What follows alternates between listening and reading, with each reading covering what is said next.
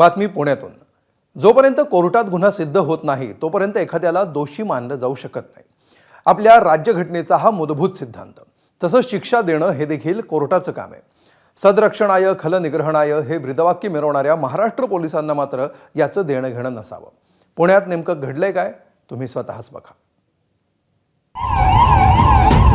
हे कृत्य कोणा गुंडानं प्रतिस्पर्धी टोळीसोबत केलेलं नाहीये, तर एका हत्येतल्या आरोपींना खुद्द पोलिसांनीच असं बॉनेटला बांधलंय। जुलै महिन्यात 4 जणांनी एका तरुणाची हत्या केली होती आणि याच हत्यात 4 जणांना भारती विद्यापीठ पोलीस स्टेशनच्या पोलीस निरीक्षकांनी आणि इथल्या सगळ्या कर्मचाऱ्यांनी अटक केली। त्याच्यानंतर त्यांना धडा शिकवण्यासाठी आणि इथली जी दहशत आहे ती कमी करण्यासाठी एका गाडीच्या बोनेटला त्या 4ही जणांना बांधलं आणि हा जो रस्ता दिसतोय याच रस्त्यांवरून त्या चौघांचीही धिंड काढण्यात आली। हत्या झालेल्या तरुणाची एक नाचक आरोपींना चपलेनं मारहाण करते।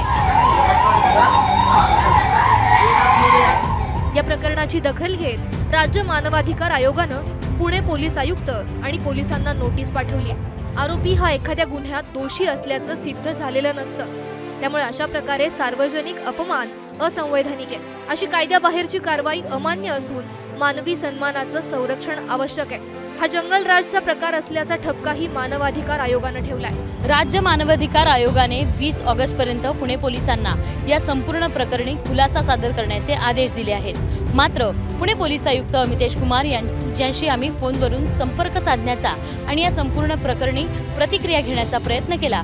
त्यावेळी त्यांनी बातमी बघून आम्ही प्रतिक्रिया देऊ असं सांगितलं। मात्र त्यानंतर वारंवार फोन करूनही त्यांच्याकडनं प्रतिक्रिया किंवा उत्तर आलेलं नाही। स्पॉट पंचनाम्याच्या नावाखाली असे प्रकार करण्याची पुणे पोलिसांची ही काही पहिलीच वेळ नाहीये। भारती विद्यापीठ पोलिसांनी कात्रज खून प्रकरणातील 3 आरोपींची धिंड काढली। लक्ष्मीनगर पोलिसांनी वाहन तोडफोड प्रकरणातील सुलतान रिझवान शेखला असंच रस्त्यातून फिरवलं। कोल्हेवाडी गोळीबार प्रकरणातील 6 आरोपींचीही अशी भर चौकातून धिंड काढण्यात आली। याबाबत मुख्यमंत्री तथा गृहमंत्री देवेंद्र फडणवीस आणि गृहराज्यमंत्री योगेश कदम यांनी सावध प्रतिक्रिया दिली आहे। तर खुनाच्या संशयिताला पुण्यामध्ये बोनेटवर पोलिसांनी धिंड वगैरे काढली होती। त्या संदर्भात राज्य मानवाधिकार आयोगानं नोटीस देखील पाठवलेली आहे। मला माहित नाही, मी नोटीस बघितला नाही। नक्की नोटीस काय आहे मी पाहिलेलं नाही, परंतु मला वाटतं गुंडांना मला वाटतं शेवटी त्यांचा उद्देश असतो दहशत पसरवण्याचा आणि त्यांचा उद्देश साध्य होऊ नये ह्याकरता पोलीस नक्कीच काही पावलं उचलत असतात। तर ही नक्की नोटीस काय आहे, नोटीसमध्ये काय म्हटलं आहे मला त्याची कल्पना नाही, परंतु संबंधित विभाग त्या नोटीसचं योग्य ते उत्तर देईल, परंतु गुंड्यांना नक्कीच पाठीची घातच जाणार नाही। गुन्हेगारांवर कठोर कारवाई व्हावी अशी जनतेची अपेक्षा असते, मात्र ती कायद्याच्या चौकटीतच व्हायला हवी। मोका लावणं, combing operation, social media monitoring, शस्त्रास्त्र जप्ती, पेट्रोलिंग, सायबर पोलिसिंग अशा एक ना अनेक शक्ली पुणे पोलिसांनी लढवल्या।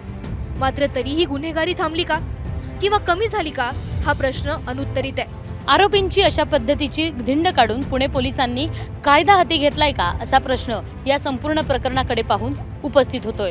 आता पुणे पोलीस राज्य मानवाधिकार आयोगाला अहवाल काय सादर करतं आणि आयोग नेमकी कोणती भूमिका घेते हे पाहावं लागणार आहे।